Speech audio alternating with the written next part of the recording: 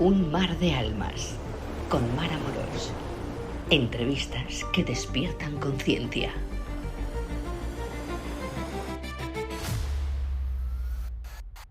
Bueno, pues hoy en Clínica de Mediums nos acompaña Julio Bogueat, una de las voces más lúcidas y completas en la nueva era de la psicología multidisciplinar.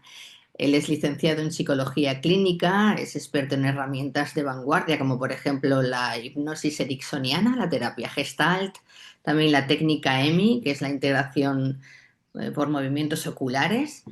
Bueno, Julio no solo comprende el dolor desde la academia, aparte de ser psicólogo, como todos sabemos, porque su enfoque también integra ciencia y autoconocimiento a través del eneagrama, otra de las formas, y una profunda exploración de la consciencia. Bueno, nace yo creo que de una biografía que está marcada por experiencias límite, que incluye una experiencia cercana a la muerte, cuando era chiquitillo, y hay que incluir 3 trasplantes de riñón, que es una combinación entre rigor clínico y sabiduría vital que lo convierten, la verdad es que para nosotros y para muchísima gente, en un guía excepcional para quienes buscan no solo sobrevivir al trauma o al duelo, sino transformarlos en un camino de paz interior y de propósito. Julio, ¿qué tal? Muy buenas.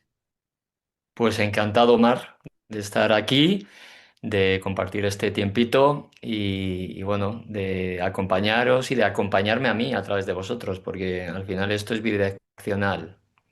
La verdad es que sí, y suena muy bien.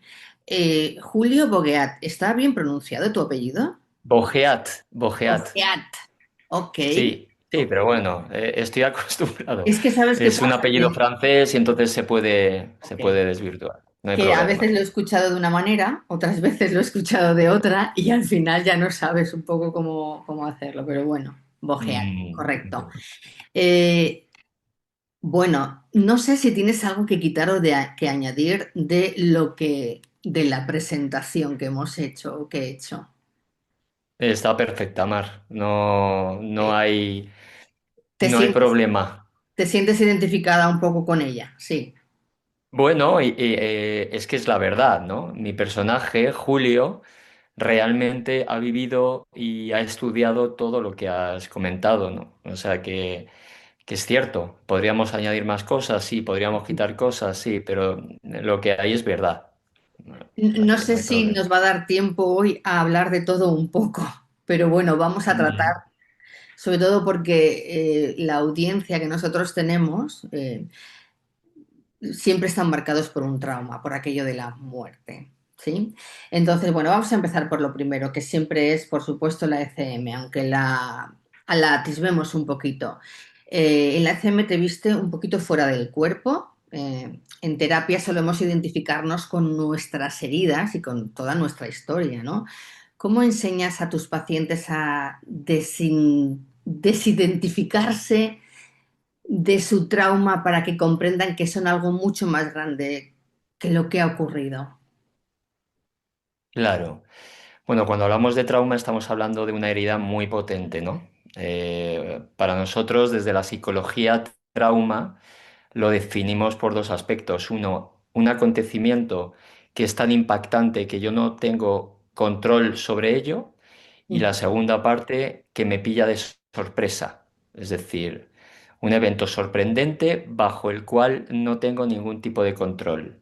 Y como no tengo ningún tipo de control, entonces hay herida. Y como hay herida, entonces me lo puedo llevar al resto de mi vida reaccionando frente a situaciones similares con una cierta reactividad, ¿no? Si yo me quedé en el ascensor cuando era un niño pequeño encerrado durante 5 horas, obviamente esta sensación de incontrolabilidad está y esta parte de sorpresa está y por lo tanto es muy probable que cuando yo me sienta encerrado en algún lugar, ¿no? Porque bien alguien me cierra o porque lo vivo así, ¿no? Pues se despierta toda la herida, ¿no? Entonces es importante para mí, al hilo de la pregunta que hacías, Mar, y con los pacientes con los que trabajo, es que en primera instancia podamos ganar perspectiva para poder observar con la mayor neutralidad el evento acontecido. Cuando los seres humanos tenemos neocórtex, obviamente tenemos la oportunidad de poder vernos más allá de nuestros pensamientos, más allá de nuestros sentimientos y más allá de nuestras conductas, como si fuéramos el holograma de una película. Y Ya. esto da mucha ventaja frente a otras especies, ¿no? Los mamíferos superiores tampoco pueden hacer esto, solamente podemos hacerlo los humanos. Y entonces, cuando yo me voy desidentificando, es decir, cuando yo me voy alejando de ese pensamiento, de ese trauma, ¿no? Lo llamamos trauma o herida, entonces tengo mayor capacidad para poder hacerme libre frente a él, ¿no? Frente a la herida. Claro, cuando estamos hablando de trauma, hay un factor también ahí importante que es el hecho de que, aunque sabemos lo que hay y sabemos que es mentira, lo ponemos así un poco entre comillas, yo no puedo evitar reaccionar frente a eso, ¿no? Entonces, en este sentido, bueno, pues aparecen técnicas como el tapping, ¿no? Una técnica de liberación emocional, que bueno, pues es una técnica que impacta en diferentes centros energéticos, junto con unas frases que se van diciendo a modo de mantra, para ir desenquistando esa parte traumática que se quedó en mi cuerpo. ¿Mm? Al final todo trauma queda en el cuerpo y como queda en el cuerpo, queda impreso a nivel inconsciente. Y por mucho que yo lo piense desde el consciente, aunque lo pueda manejar en ciertos momentos, pueda bajar la intensidad en ciertos momentos, sobre todo cuando mi energía vital no es elevada, soy secuestrado por mi propio inconsciente, ¿no? Entonces es complicado, claro, es complicado lidiar con esto porque estamos hablando de heridas profundas que nos limitan realmente, ¿no? Que nos pueden limitar realmente. Es como si durante la infancia y ciertos momentos tuviéramos una banda virgen blanca y que al final esas cosas que quedan se fueran repitiendo. Es curioso, en ciertos momentos como si Sí, se activaran. sí, es así. Cuando nacemos, fíjate, nacemos inocentes para ir recibiendo información del medio ambiente y de nuestros padres también y del colectivo social en general y nos vamos a ir llenando de este tipo de información, ¿no? Una información que puede ser limitante, es decir, me llevan como niño a encorsetarme, a quedarme con miedo frente a la vida, o pueden ser creencias o mensajes potenciadores. Es decir, de repente entiendo que la vida es un lugar seguro porque recibí por parte de mi padre y de mi madre que yo tenía las capacidades suficientes, que yo podía resolverlo, etc., etc., ¿no? Entonces, pasamos de la inocencia del niño recién nacido a la ignorancia de ese niño que a partir de los 7 años, según estudios, pues va gestando ya su propio ego, su propia personalidad. Lo llamamos ignorancia, ¿por qué? Porque son creencias, como digo, que a partir de las cuales entendemos que podemos adaptarnos a nuestro mundo, adaptarnos a la vida y por lo tanto ser aceptados y amados por nuestro sistema familiar. Pero en la medida en la que vamos caminando, en la medida en la que vamos transitando esta vida, tenemos la oportunidad de observar si esas creencias son verdades. Hay una diferencia importante entre creencia y certeza, ¿no? Cierto es. Entonces, ¿cuándo sé que es verdad aquello que me han transmitido mis padres, el colectivo social, la televisión, la cultura en general? Cuando el resultado interno me lleva a la paz y a la satisfacción. ¿Cuándo sé que es una creencia y que quedó obsoleta? Cuando el resultado interno es de sufrimiento y por lo tanto está alejado del amor, porque todo aquello que da paz es verdad y por lo tanto es amor. No sé si me explico. Sí, sí, perfectamente, perfectamente.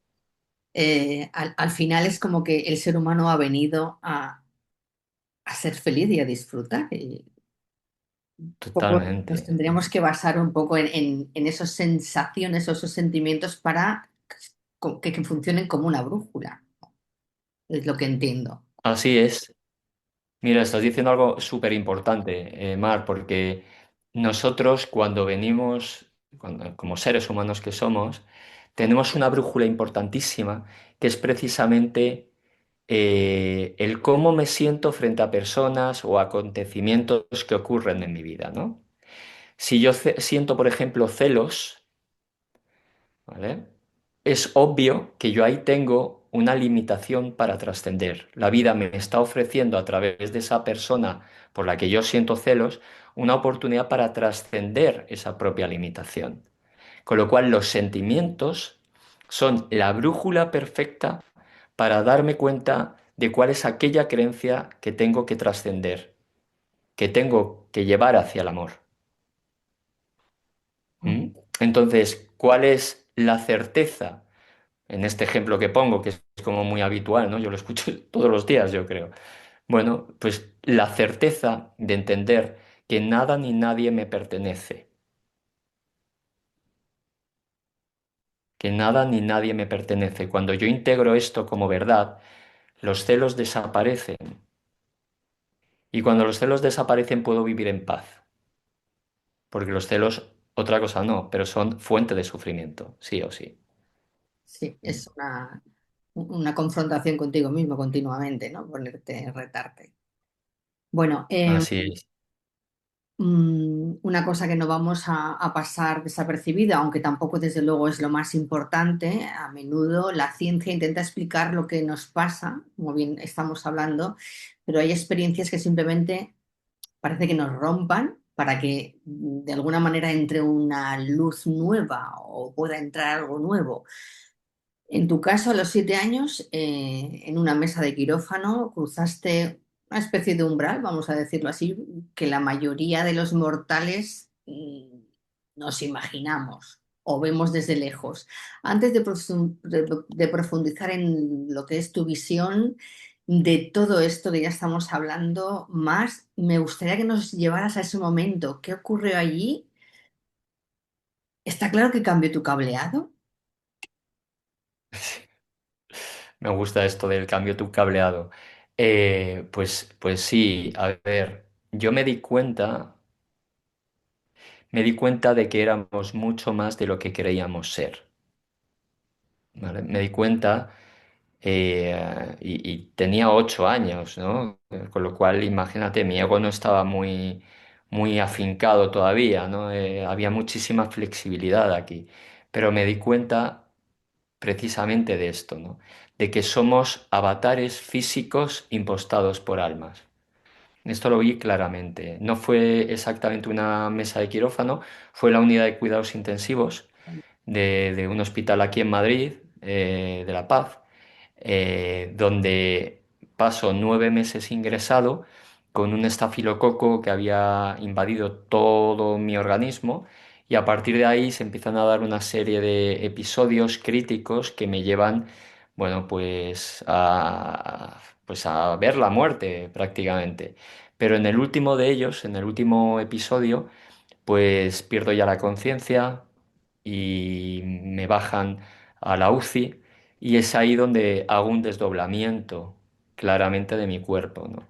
Y me puedo observar en plano cenital, ¿no? En plano cenital es como desde arriba, puedo darme cuenta de que Julito, al que llamaba antaño así, me llamaban antaño así porque mi padre se llama Julio, pues me veo en ese lugar con ese vestido del alma, ese cuerpo físico que estaba lleno de cables, que estaba lleno de electrodos, estaba lleno de agujas, estaba, bueno, dejando la vida física realmente, ¿no?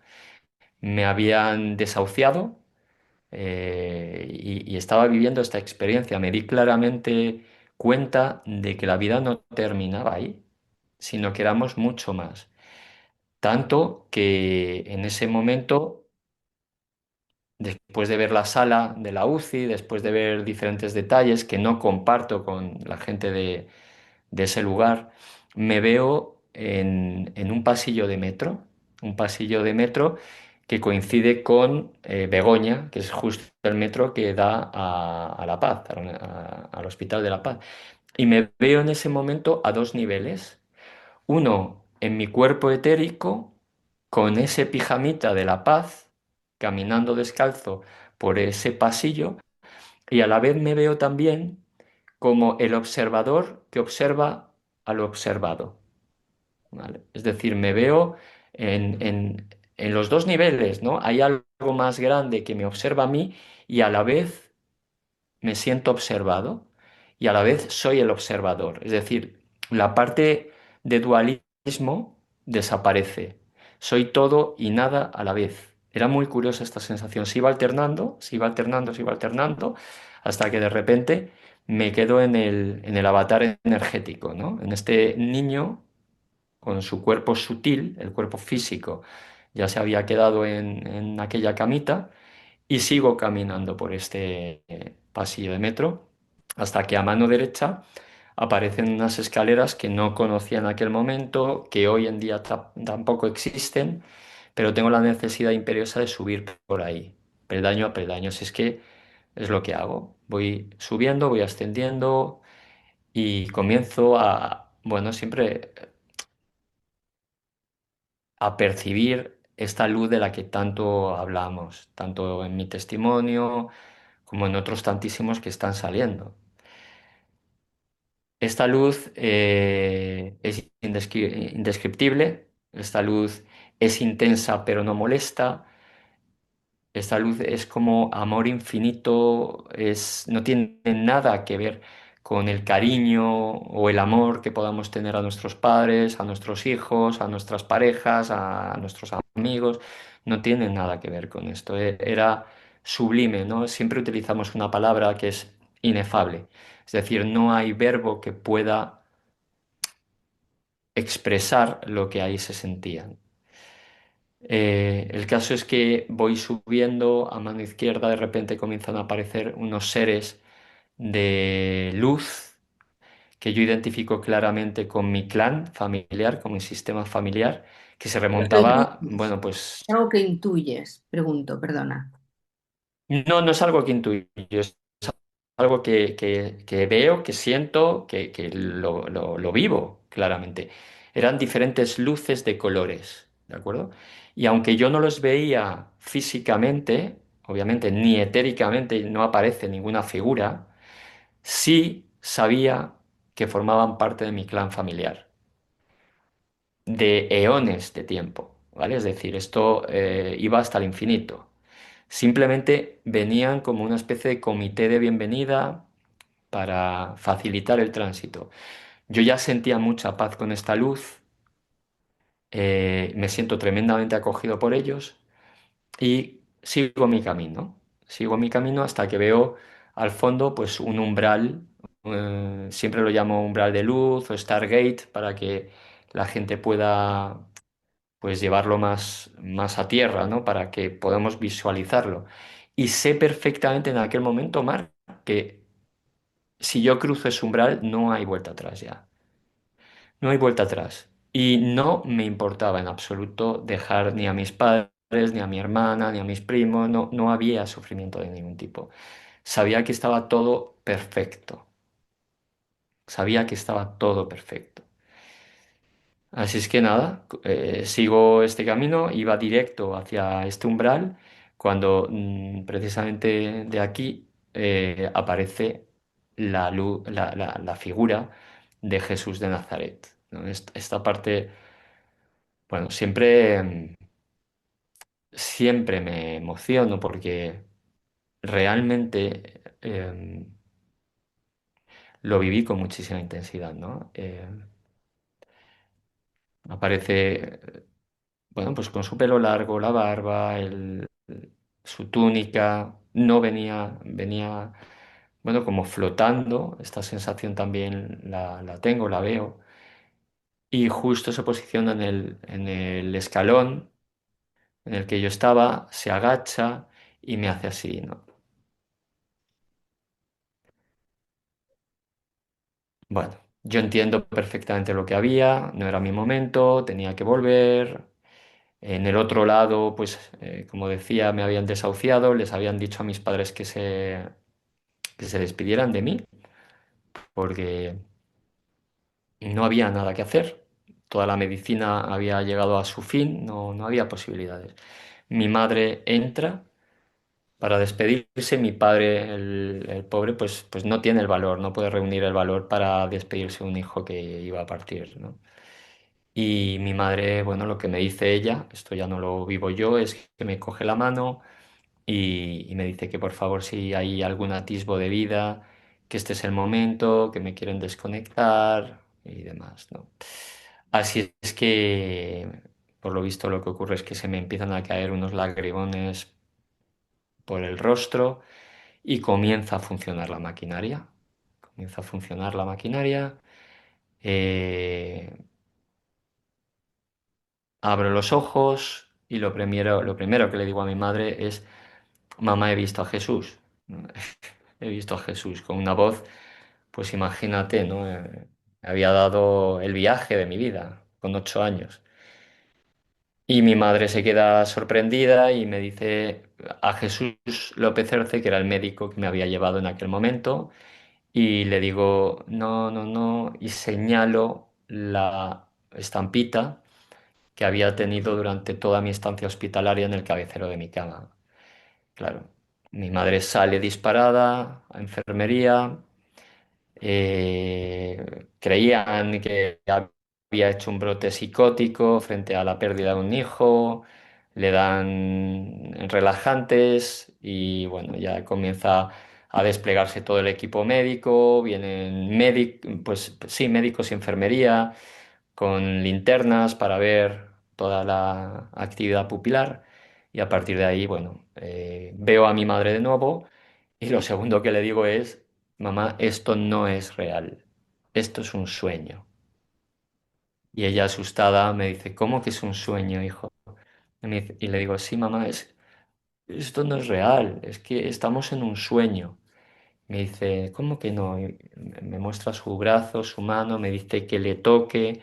¿Ves? Es de carne y hueso, esto es real, esto es real. La del 15 ahí. Sí, sí, sí. Sí, Este magnífico viaje y presencia, supongo que aparte de haberlo contado muchas veces, tú lo has interiorizado y has pensado en ello un montón de veces. Está sí, claro. Em, sí.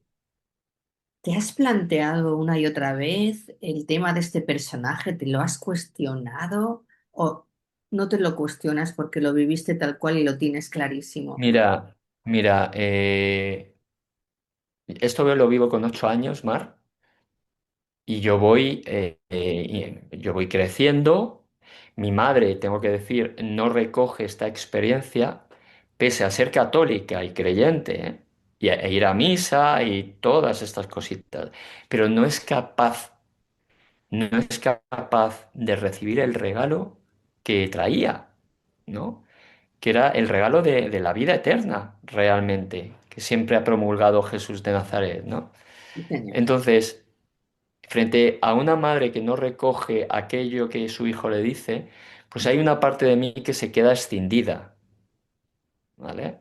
Porque no se siente comprendido. Y yo voy creciendo y por supuesto que me planteo en algún momento, oye, ¿esto que viví fue real?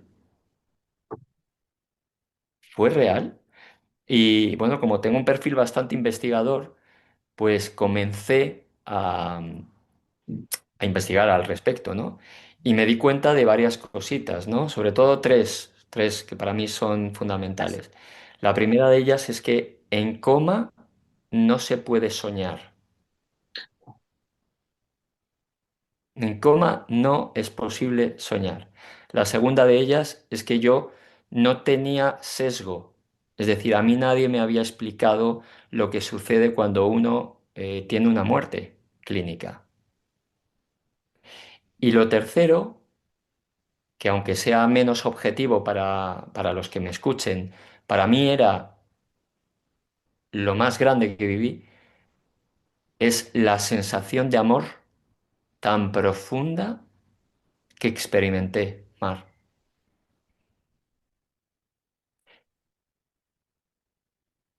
Vale. Hay una cosa importante en esto que me dices porque para un paciente con trauma el miedo es una prisión constante. Además es un tema que abordamos mucho con Cristian Argüello. Tú Ujú. experimentaste este estado donde el miedo no existe. Es más, todo lo contrario. ¿Cómo traduces esa ausencia de miedo que sentiste del otro lado en una herramienta clínica para alguien que hoy vive aterrorizado con un pasado, con una situación, con lo que sea? ¿Cómo? Claro, claro. Hombre, lo traduzco como algo absolutamente natural, ¿vale? Es decir, el miedo tiene una respuesta absolutamente adaptativa al medio, ¿vale? Si yo me pongo en la cornisa de un 10.º piso y no me tiemblan un poquito las piernas, obviamente hay un problema ahí, ¿no? De hecho, hay personas que no tienen la amígdala lo suficientemente desarrollada como para sentir miedo, ¿vale? Y esto es un problema, porque el miedo nos permite sobrevivir en esta experiencia humana. ¿M? Pero yo lo veo como algo orgánico. Es decir, el miedo para las personas que no han tenido, por supuesto, una experiencia cercana a la muerte, es normal, es normal. Incluso nosotros, los que hemos experimentado una vivencia de este estilo, también somos secuestrados por nuestro personaje, por el ego, ¿vale? Es decir, lo único que somos es mensajeros de que hay un más allá, que es más real que la realidad que estamos viviendo aquí. Pero el propio Hijo de Dios, Jesús de Nazaret, fue un hombre que vivió todas las pasiones humanas. ¿Quiénes somos nosotros? Obviamente. ¿Que tenemos la certeza de esta experiencia? Sí, pero no dejamos de ser humanos. A colación con lo que dices, muchos pacientes crónicos, grandes pérdidas, se preguntan, ¿por qué sigo aquí con tanta historia? Tú tuviste 3 trasplantes, una ECM, pareces tenerlo más claro que el agua, o esa es la sensación que nos da a nosotros, ¿no? Mm, Porque sientes que esto ha marcado como una especie de antes y un después, evidentemente, ¿no? Eh, y como psicólogo, para ser una especie de traductor entre el mundo de la forma y el estado ese de paz absoluto que conociste, mm. ¿sí? ¿Cuál sería la pregunta Si tú exactamente, Aymar? consideras o te consideras como una especie de traductor entre lo que viviste en ese estado y todo Sí, el dolor. O sea, si sientes, sí, sí, sí. A ver, traductor, no sé si a lo mejor o no sé si para mí es, traductor sería la palabra. perdón, Sí, no sé si traductor sería la palabra, pero sí una especie de comunicación entre... sí, mediador. Yo creo que Eso es. mediador, algo así, ¿no? Sí, de hecho, yo creo que todos los testimonios que venimos con esta certeza, porque son certezas. Yo creo que, como decía antes, funcionamos un poco como el mensajero de vida eterna, ¿no? Y esto yo creo que da muchísima paz. Claro, obviamente no es lo mismo vivirlo que oírlo. ¿M? Pero bueno, ya es un paso, ya es un paso. Es muy difícil tener experiencias culmen en estos avatares a no ser que tengas una ECM, ¿sabes? Pero bueno, se puede ver también en estados de meditación, se puede ver también a través de estados pues inducidos de conciencia, como pueda ser la ayahuasca, el peyote, es decir, aquí cada uno tiene sus formas de, ¿no? Hay veces incluso que aparece esta manera de conexión de una manera súbita, por una cuestión de correspondencia, como le pasó, por ejemplo, a San Pablo, ¿no? Que le tiraron del caballo, siendo un enemigo acérrimo del cristianismo, ¿no? Entonces, pues sí, hay una parte de mediador o de traductor, como queramos llamarlo, porque sí que es cierto que ya no es solamente la ECM lo que viví, sino 3 trasplantes posteriores a la ECM, ¿no? Entonces, por supuesto que hubo trauma. Es decir, es que ¿quién no puede tener trauma Después con de, semejantes vivencias? es cierto. Claro, y me lo he trabajado, y me lo he trabajado a lo largo de mi, bueno, de mi camino como psicólogo, ¿no? Porque tenemos que trabajarnos a nosotros mismos. Bueno, vamos a entrar un poquito a hablar de cómo utilizas todas las terapias, por así decirlo, y tu trabajo en sí para precisamente todo esto. Antes quería preguntarte algunas cosas, como por ejemplo, dicen que lo más difícil no es irse, sino volver a este mundo donde la verdad existe el dolor. Eh, Sí. esa mirada desde el otro lado en tu capacidad de empatizar con el sufrimiento tiene mucho que ver sin dejar que ese sufrimiento nos arrastre. Sí, a ver, yo cuando vuelvo, yo tengo una ansiedad tremenda, ¿vale? Es decir, hay una ansiedad impresionante porque vivo esta realidad como algo disociado, como si fuera un sueño. Yo creía que no estaba aquí realmente y sin embargo estaba aquí. Y esto me produce altísimos niveles de angustia. Tanto es así que mi madre, mi padre me llevan al psiquiatra y afortunadamente me dan un ansiolítico. Me podían haber dado un antipsicótico perfectamente. ¿Vale? Perfectamente. Con lo cual, por supuesto que hay algo que se me despierta después de este viaje. Para empezar, ese nivel de empatía, ese nivel de, sí, de ponerme en el sufrimiento del otro, ¿no? De saber que, que somos seres sintientes, seres dolientes y seres sufrientes. ¿M? Y que mi cometido, en este caso, pasa precisamente por formarme lo mejor posible para poder ayudar a personas a transitar esta vida de una forma más amable. Esto es lo que a mí me motiva, ¿no? Eh, Esto es lo que viví, Mar. Esto es lo que viví. Entonces, bueno, siempre me preguntan, ¿se despertó algún tipo de superpoder? Algo de, ¿no? Te parece poco poder? Por eso te digo, no, no, o sea, quiero decir, yo no soy clarividente, no soy medium.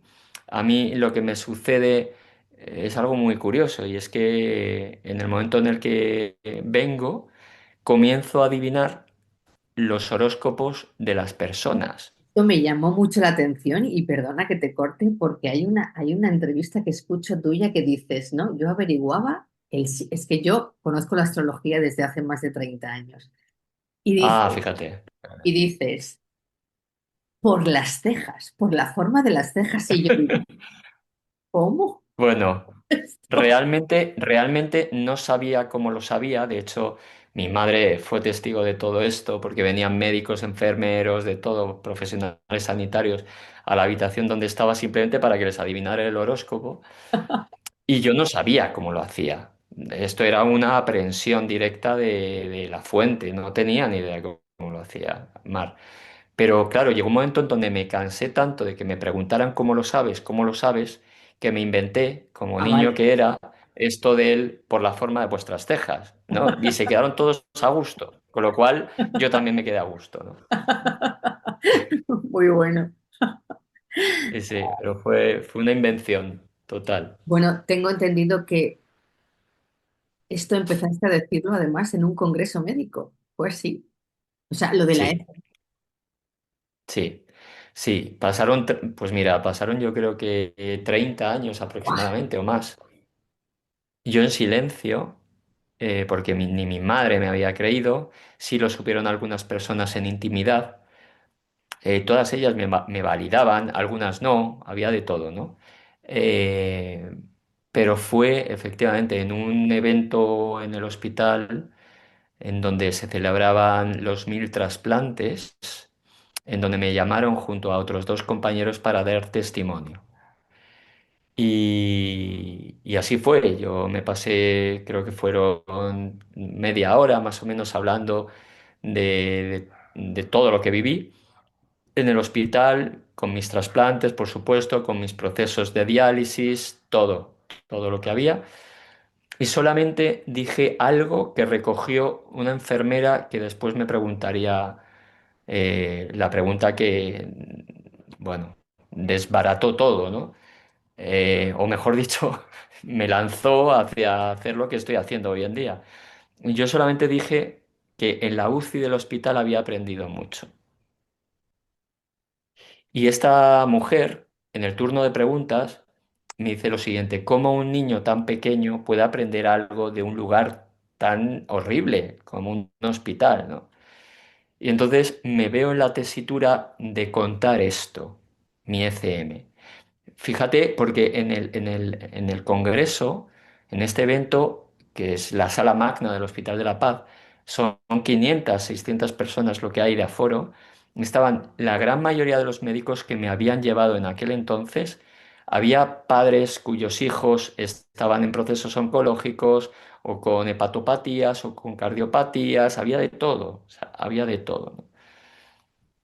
Y me vi en ese momento en donde yo no quería herir sensibilidades y por el otro lado me daba la sensación de que podría ser un mensaje que reportara mucha paz. Y en esta lucha interna de lo cuento, no lo cuento, lo cuento, no lo cuento, de repente yo ya estaba hablando. Es decir, mi mente se había quedado en ese bucle y yo ya estaba hablando acerca de toda esta experiencia, ¿no? Y bueno, y el impacto fue brutal, imagínate, ¿no? La gente llorando, médicos míos alucinando, después hablamos en Petit Comité acerca de todo esto, eh, y bueno, me di cuenta de que era un mensaje que debía transmitir. Esta fue como la salida del armario. Me di cuenta de que había que darlo allá donde se me llamara. Y bueno, en la actualidad es muy bonito porque contacté de nuevo con el médico que me había llevado antaño, con este hombre que se llama Jesús también, y actualmente es el jefe de jefe de la UCI pediátrica de un hospital de aquí de Madrid, y hemos abierto un proceso de investigación hace un tiempo acerca de niños que refieren este tipo de experiencias cercanas a la muerte. Esto quiere decir que indudablemente, académicamente, está todo el mundo muy abierto, ¿no? En ese momento, después de aquello que dijiste, no hubieron represalias ni comentarios, No, no, no, no, yo no recibí nada, no recibí nada. Probablemente habría gente que pensara, bueno, pues de todo, ¿no? A esas alturas ya me daba igual, no, no había problema. Y no recibí nada, ni mensajes, ni nada al respecto de todo esto, sino que encontré en todo este caminar un objetivo claro que era poder llevar a sanidad a través de este hombre que me acompañó en este proceso junto con otros médicos, por supuesto, y el poder abrir en un hospital madrileño público un proceso de este calado, ¿no? O sea, el comité ético lo aprobó. Esto, vamos, está hablando de algo claro y es que está emergiendo un nuevo paradigma de la realidad, ¿no? está claro, ¿no? Sobre todo sabiendo que utilizas técnicas como EMI, hipnosis ericksoniana, para un paciente, bueno, y muchas cosas más, que siente que el trauma completamente le atrapa en el cuerpo y no sabe ponerle palabras. ¿Cómo ayudan estas herramientas a desbloquear que la mente o lo que la mente racional no puede hacer? Claro. ¿Cómo, A ver, tenemos que... sí, ¿cuáles son Sí, las herramientas que más te gusta utilizar y las que crees que más funcionan? ¿O es un compendio? sí. Sí, pues mira, con trauma a mí me gusta utilizar, bueno, lo primero, utilizo una herramienta que se llama kinesiología, seguro que algunos lo conocen, vamos, yo creo que tú también. Es una herramienta que se mueve a través de un código binario. Un código binario es un sí o es un no. En base a esa herramienta, en base a la kinesiología, me voy ya a la herramienta predominantemente favorita del paciente. Cuando digo predominantemente favorita, a lo mejor esta persona ni lo sabe, pero su cuerpo, a través de la técnica de kinesiología, me está dando la respuesta. ¿Qué respuestas? Pues a ver si lo que más le conviene es la hipnosis, si lo que más conviene es EMI, si lo que más conviene es una técnica de liberación emocional, con tapping y con programación neurolingüística, con PNL. Si lo que más conviene es una técnica gestáltica, por ejemplo, si lo que más conviene es teatro terapéutico. Es decir, Wow. hay un abanico de herramientas que a mí me gusta tener ahí para saber, gracias a la kinesiología, cuál es la más apropiada dependiendo del perfil del paciente que llega a consulta. ¿Mm? Ok, qué interesante eso, ¿no? Porque eso, y notas que es así, es decir, lo compruebas que luego Lo efectivamente, compruebo, lo wow, compruebo, wow, claro. Lo compruebo porque funciona, claro. wow, Vale. wow. Bueno, tengo entendido que todas y cada una de las terapias las puedes realizar y de hecho lo haces mediante Zoom, mediante Internet, es decir, no se necesita la presencia directa. ¿Es así? Bueno, a mí me gusta la presencia, me gusta trabajar con la parte bioenergética también, pero sí, hago consulta online pues con todo el mundo. La verdad que bendita tecnología en este sentido, La ¿no? verdad que Que sí. podemos acercarnos. Mm, sí. Entiendo que en tu caso, como psicólogo, reconcilias la psicología clínica tradicional con el desarrollo espiritual en el tratamiento de estrés postraumático con diferentes técnicas. Eso es. Mm, la psicología de hoy en día no hace ascos a nada, podríamos decir. Bueno, en mi caso, no sé si a ver, la psicología tradicional es una psicología que todavía está muy academizada, que es la rama cognitivo-conductual, que está muy bien, ¿eh? O sea, yo no desecho nada, todo funciona dependiendo con quién y en cada momento, ¿no? Pero yo no entiendo una psicología que esté desprovista de la espiritualidad. No Ok, la puedo concebir así. De hecho, la propia palabra, psicología, psique, significa alma. es ¿Vale? cierto. Entonces, o sea, ya hay una contradicción tremenda, ¿no? Y bueno, es una manera de percibir al ser humano, ¿no? La psicología transpersonal, afortunadamente, ya está mirando más allá de la persona, más allá del ego.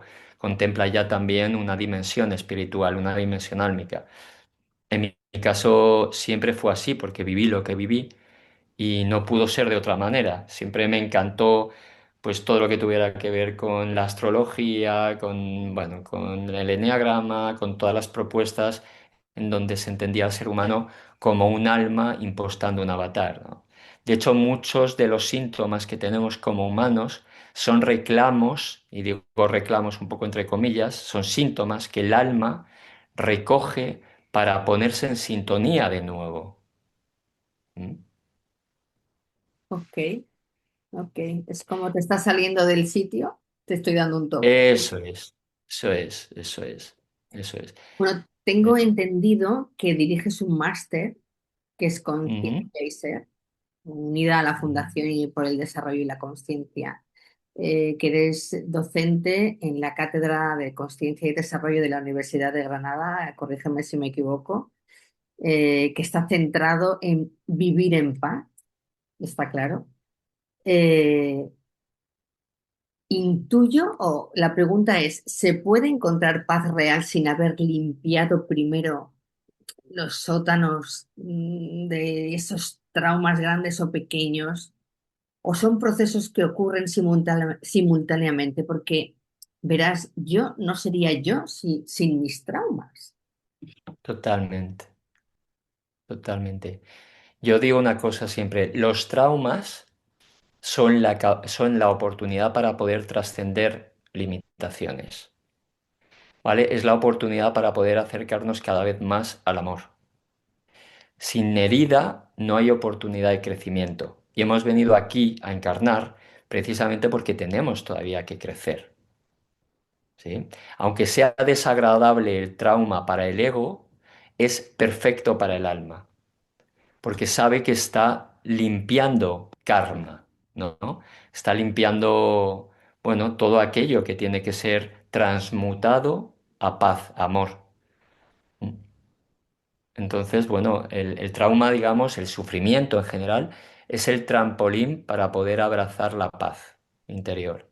Por lo tanto, a tu pregunta, sí, es decir, podemos y debemos, si es así, trabajar nuestros traumas, trabajar nuestras heridas para cada vez dar mayor permeabilidad al estado de paz interior que habita en nosotros, porque es que habita en nosotros y lo único que tenemos que hacer es ir desbrozando todo aquello que impide sentir la luz en nuestro interior. ¿Mm? A veces se produce por una cuestión de correspondencia, como decía antes. De repente recibimos una información tan elevada, frecuencialmente hablando, que todos nuestros traumas se pueden disipar o pueden desidentificarse o desintensificarse. Pero lo habitual es que los seres humanos tengamos que limpiar nuestras heridas pues con el sudor de nuestra frente, como decía Jesús, ¿no? Ganaréis el pan con el sudor de nuestra frente. Eh, el pan no era algo físico, el pan es el conocimiento, es la sabiduría. Y es ahí donde nosotros como humanos podemos llevarnos con altas dosis de fuerza de voluntad a ir, bueno, pues sanando poco a poco esas heridas, si es que pueden ser sanadas, porque al final se trata de poder aceptar, ¿m? Se trata de poder aceptar incluso aquello que no pudo ser sanado del todo. La aceptación es la gran herramienta para poder llevarnos a la paz y solamente podemos aceptar cuando comprendemos. Bien, quedan pocas dudas. Una de ellas es, estamos casi en la salud integral ahora y sin embargo el duelo Ujú. parece ser que no puede tratarse como si fuese un proceso cognitivo. ¿Qué papel jugaría el cuerpo y la frecuencia vibratoria? Esto es algo que quería preguntarte en la sanación de una pérdida, porque las pérdidas producen un gran, no sé si bloqueo, no sé si llamarlo así, pero sí un gran trauma también. Sí, por supuesto. Todo duelo, sobre todo de personas a las que queremos, pues suponen una pérdida importante y por lo tanto una herida. Elizabeth Kubler-Ross, una psiquiatra suiza, ya describió las diferentes etapas del duelo, ¿no? Hay una primera etapa que es el shock o negación, que es un no me creo lo que me está ocurriendo. Hay una segunda etapa que se llama negociación, en donde yo intento prometerme a mí mismo, prometerle a la vida que si me saca de este atolladero, entonces seré bueno, ¿no? Es una especie bueno, por favor, dame otra oportunidad. Inmediatamente después aparece la emoción de la rabia, porque vivimos esta situación como algo injusta y nos ponemos en esto del ¿por qué a mí? Esto no es justo, esto es injusto, esto... Y una vez que nos damos cuenta de que el enfado no funciona para nada, pues nos vamos a la tristeza, que es la emoción que más conecta con esta pérdida. Y en el momento en el que conectamos con la tristeza, nos vamos acercando más a esa última fase, que es la aceptación. ¿Y la aceptación qué es? La aceptación no es resignación. La aceptación es una comprensión y una comprensión con H intercalada de aquello que está aconteciendo en mi vida, de aquello que es mi realidad.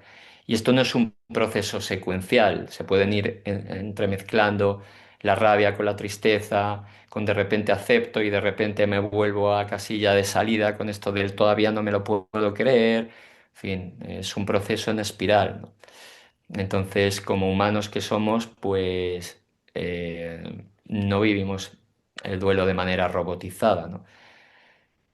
Cuando hablas de frecuencia vibratoria, bueno, pues en la medida en la que vamos solventando estas emociones que tienen que ser miradas de una manera amorosa, de una manera compasiva, entonces nuestra frecuencia vibratoria va aumentando. Y en la medida en la que va aumentando, vamos accediendo cada vez más y más a niveles de paz interior elevados también, ¿no? Y este es el camino, ¿no? No es un camino de rosas, como todos sabemos ya a estas alturas, pero es el camino hacia el amor. Todo esto se diseñó, aunque desde luego no lo podamos creer. Hay un libro de Michael Newton, un psiquiatra americano, que habla muy bien acerca de todo esto, de cómo se diseña la experiencia de vida, incluso los traumas, las pérdidas, todos los duelos que vamos a ir acumulando a lo largo de esta experiencia tridimensional. Y bueno, al final también está bien a veces en los procesos de duelo aceptar que no acepto, dejarnos en paz en nuestro dolor, en nuestro sufrimiento, dejarnos en paz. Eh, Creo que es Consentirnos un importante. poco, consentirnos un poco. Sí, por favor. Sí, creo que es importante esto. Creo que es importante dejarnos en paz también. A veces nos metemos demasiada caña. Es cierto. Julio, ¿dónde, dónde realizas terapia personalizada? Aparte de hacerlo por internet, que supongo que hoy en día, pues como tú bien nos has dicho, es importante y es una maravilla. A nivel individual, ¿lo haces? ¿Tienes una clínica? Yo ¿Cómo? estoy en Madrid, paso consulta en Madrid. Y luego también, bueno, viajo por todo el mundo, la verdad, por diferentes sitios, España, también Latinoamérica, estoy tocando hace tiempo, bueno, Estados Unidos, bueno, en fin, esta parte también es presencial por aquello de que me desplazo, pero bueno, luego el máster al que aludías antes, el máster Conciencia y Ser, lo entregamos de una manera online, por aquello de dar cobertura también a todo el mundo, y hacemos retiros también presenciales aquí en Madrid, ¿no? Tenemos Entonces, bueno. una página web, un teléfono. Sí, mira, en Instagram nos pueden encontrar como Máster Conciencia y Ser. Y bueno, a mí mismo con mi nombre y apellidos, ya está. Y hay un teléfono que es el 691 41 57 12. Este es el teléfono del máster y muchas veces, bueno, me remiten personas desde ahí directamente. ¿Mm? Si pudieras decirle una sola verdad directa al corazón de un paciente que siente que su dolor es irreparable, ¿elegirías alguna en concreto? Ay, es que entro, de verdad, entro en la compasión que me produce este tipo de comentarios, ¿no? Porque los vivo No lo aquí, sé, ¿no? no sé. Mira, me sale algo muy sencillo. Déjate en paz, Muy buena. Imagina, intuía que era esa. Intuía. déjate en paz, déjate en paz. No te Y si me machaques. apuras, y para poner ahí ya como una especie de, no sé, hay una frase que me gusta mucho de un maestro sufí, Al-Jalaj, que decía, Dios es yo y yo soy Dios cuando dejo de ser yo. Dios es yo y yo soy Dios cuando dejo de ser yo. O sea, Es déjate decir, en paz. es un déjate en paz, es un desidentifícate, intenta desidentificarte. Hoy es Eh, que qué difícil es la realidad Lo es sé, lo sé, lo sé, lo sé, lo sé. Yo Me ha aquí encantado. pongo un ejemplo muy, muy claro y que creo que ayuda, ¿eh? Y es, aquí todo el mundo hemos tenido fiebre alguna vez, ¿no? Y esa fiebre, no sé a ti, pero conmigo cursa con tiritona. Cuando yo tengo fiebre, tengo tiritona. Pero hay un punto en esa tiritona donde cuando uno respira profundamente y se desidentifica por un instante, aunque sea de que eres, de la creencia de que eres esa tiritona, de repente todo se calma. Y por unos segundos puedes estar fuera de eso. Correcto. Bueno, Bueno, sabes que me pegaría más tiempo contigo, por supuesto, pero vale, vamos a ir terminando. Una cosa importante es, quería preguntarte a ti directamente, ya como persona, ¿cómo se encuentra Julio en estos momentos? ¿Está satisfecho con su vida, con el haber vivido, con el estar aquí, con la misión que has emprendido o que llevas a cabo? sí, sí. Yo estoy de verdad, creo, siempre lo he dicho, me lo han preguntado alguna vez, no podía haber elegido mejor camino, de verdad. Es un camino de crecimiento interno para poder acompañar a otros en sus tránsitos. Entonces, estoy muy agradecido por haber encontrado mi camino siendo tan joven, porque desde esos 8 años yo ya sabía hacia dónde quería dirigir mi vida. Vamos, se intuye, ¿no? Con esta vida se intuye que desde luego lo tuyo ha sido, escucha, marcadito, casi Sí, completamente. desde luego, desde luego. Y además Así es que entiendo sí, que sí, también perdona.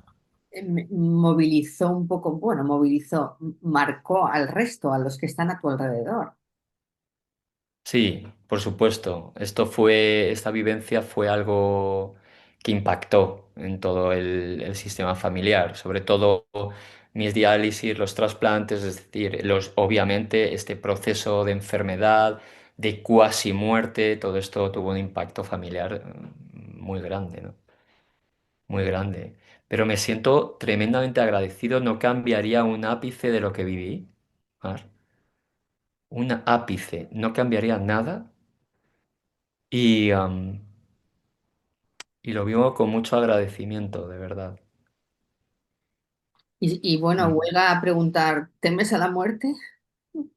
Bueno, yo aquí siempre digo lo mismo. Obviamente es un no,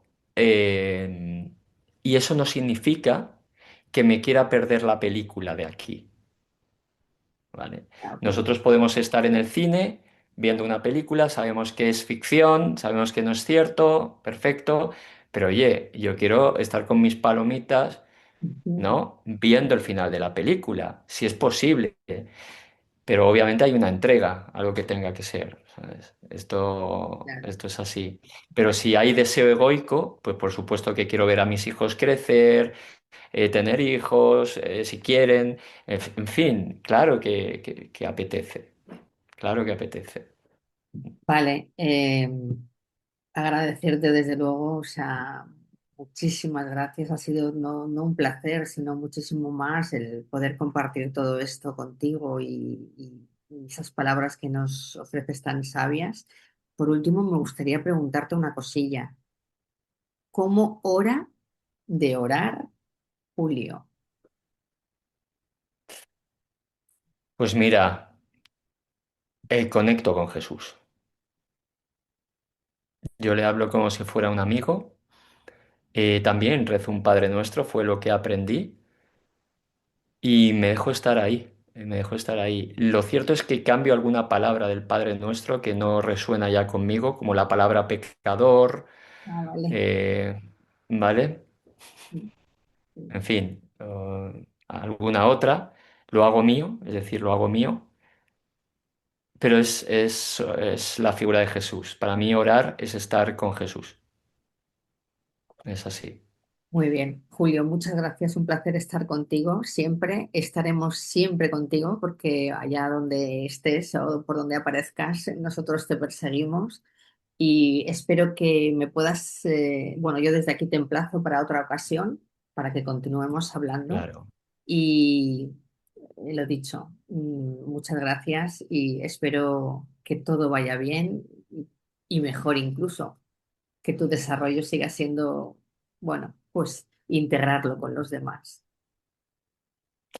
Pues yo encantado. Mar, mil gracias de verdad por el espacio que me has dado y por supuesto que emplazamos otra nueva cita. para compartir con tu audiencia. Claro que sí. Un abrazo de corazón.